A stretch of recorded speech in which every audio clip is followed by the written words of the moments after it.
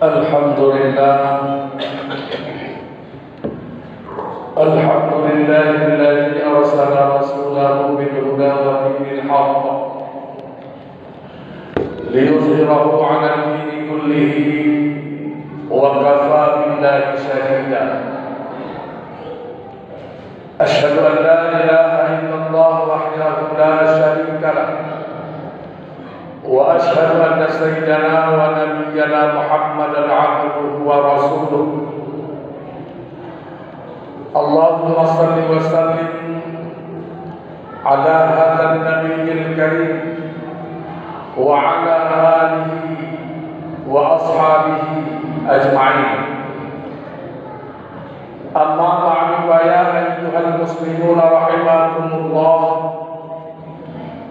usikum wa iyaya bitaqwallah wa ta'atihi la'allakum tuflihun. Qala Allah ta'ala fi kitabihil azizil karim wa huwa asdaqul qailin. A'udzu billahi minasy syaithanir rajim. Bismillahirrahmanirrahim. Ya ayyuhalladzina amanu taqullaha haqqa tuqatih wa la tamutunna illa wa antum muslimun.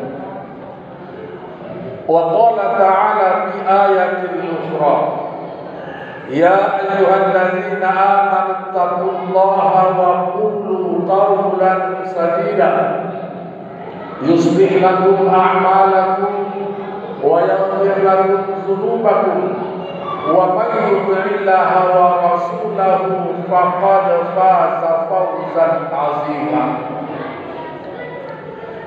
Ma'asyiral hadirin, sidang jamaah Jumat yang dimuliakan Allah Subhanahu wa taala.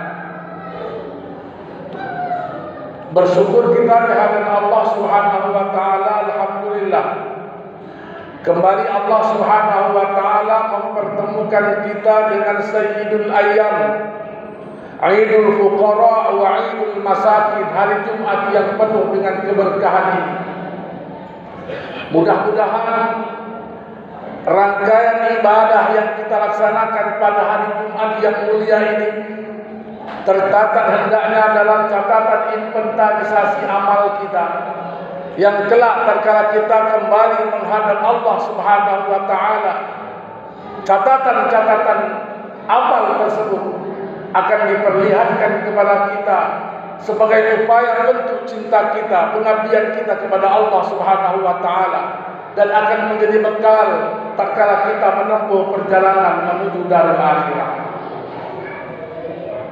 Salawat dan salam semoga tercurahkan buat junjungan alam Nabi Muhammad sallallahu alaihi wasallam. Lafaz dan ucapan Allahumma salli ala Muhammad wa ala ali Muhammad. Semoga kita yang selalu membasahi lisan kita, mendawamkan, membiasakan berselawat buat baginda Rasulullah sallallahu alaihi wasallam, kelak di yaumil akhir, di yaumil mahsyar, akan mendapatkan naungan syafaat dari baginda Rasulullah sallallahu alaihi wasallam. Ayyuhan mustami'un al-kiram, melalui mimbar khutbah yang mulia ini, izinkan khatib menyampaikan pesan kepada hadirin jamaah sekalian, bil khusus tentunya bagi diri pribadi khatib sendiri. Mari sama-sama kita meningkatkan iman dan takwa kita kepada Allah Subhanahu wa taala. Iman dan takwa yang nantinya akan menjadi bekal kita tatkala kita mengakhiri pengembaraan hidup kita di dunia yang fana ini. Ma'asyiral hadirin yang dimuliakan Allah Subhanahu wa taala, hari ini kita berada di hari yang ke-22 bulan Muharram, tepatnya hari Jumat. Ma'asyiral hadirin yang dimuliakan Allah Subhanahu wa taala, kita sama-sama memaklumi bahwa hari Jumat itu hari yang mulia, hari yang penuh dengan keberkahan, hari yang sungguh sangat istimewa.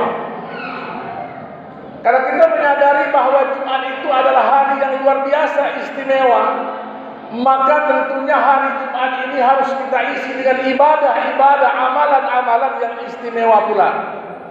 Amalan-amalan yang tentunya diajarkan oleh baginda Rasulullah sallallahu alaihi wasallam.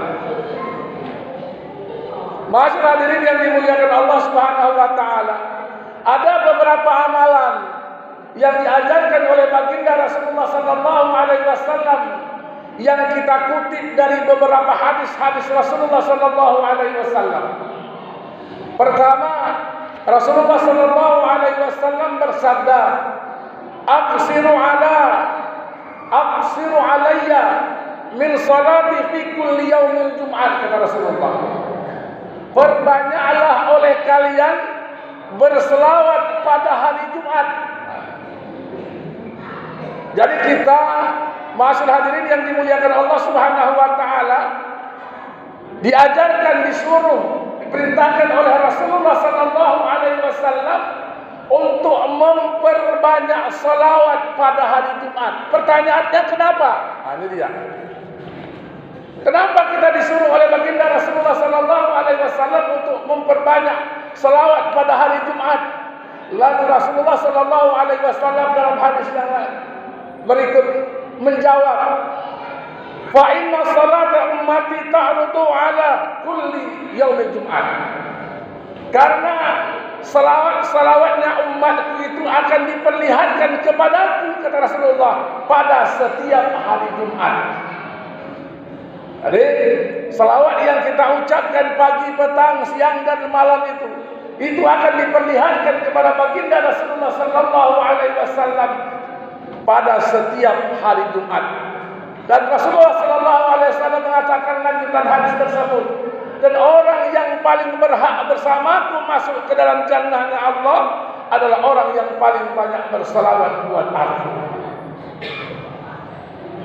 Ini masyaallah hadirin yang dimuliakan Allah Subhanahu wa taala, salah satu di antara sekian banyak amalan yang disunnahkan. Ini dia. Yang disunnahkan, yang diajarkan oleh baginda Rasulullah sallallahu alaihi wasallam kepada kita, umatnya Rasulullah sallallahu alaihi wasallam, memperbanyak salawat pada hari Jumat. Redaksinya terserah, mau menggunakan lafaz Allahumma salli ala sayyidina Muhammad wa ala ali sayyidina Muhammad, silakan. Mau menggunakan lafaz Allahumma salli ala Muhammad wa ala ali Muhammad, silakan. Tapi bentuk ta'zim, penghormatan kita kepada kanjeng Nabi Muhammad sallallahu alaihi wasallam, dan untuk membedakan antara Muhammad yang ada di pajak, Muhammad tukang becak dan sebagainya, Muhammad yang masuk penjara, kita gunakan kata sayyidina. Allahumma salli ala sayyidina Muhammad wa ala ali sayyidina Muhammad.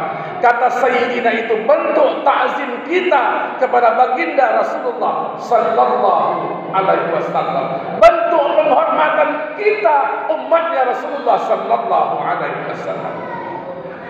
Allahumma salli ala sayyidina Muhammad wa ala ali sayyidina. Masyaallah hadirin yang dimuliakan Allah Subhanahu wa taala, dalam surah Al-Ahzab ayat 56, Allah Subhanahu wa taala memberikan gambaran kepada kita betapa pentingnya selawat itu. Lewat firman-Nya, Allah berfirman, "Innallaha wa malaikatahu yusalluna 'alan nabi." Sesungguhnya Allah dan para malaikatnya berselawat buat Rasulullah. Kalau Allah dan para malaikatnya berselawat buat Rasulullah, kenapa kita tidak? Coba kita lihat lanjutan ayat itu. Ya ayyuhallazina amanu sallu alaihi wa sallimu taslima. Artinya apa?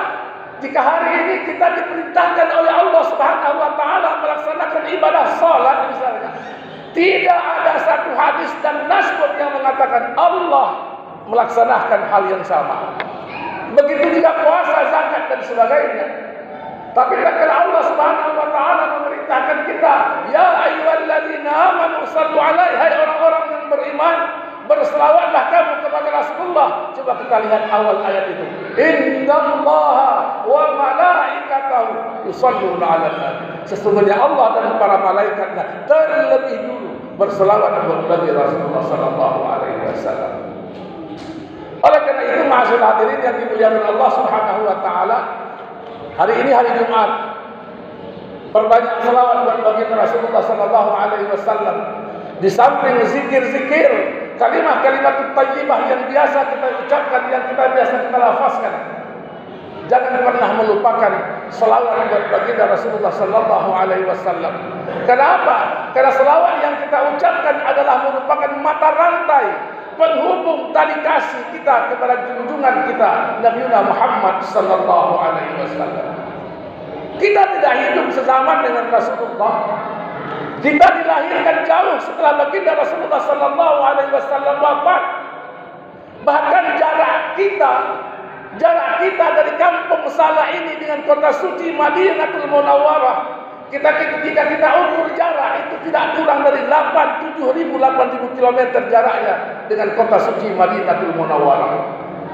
Tapi subhanallah, dengan selawat yang kita ucapkan itu terhubung tali kasih kita, hilang rindu kita kepada baginda Rasulullah sallallahu alaihi wasallam.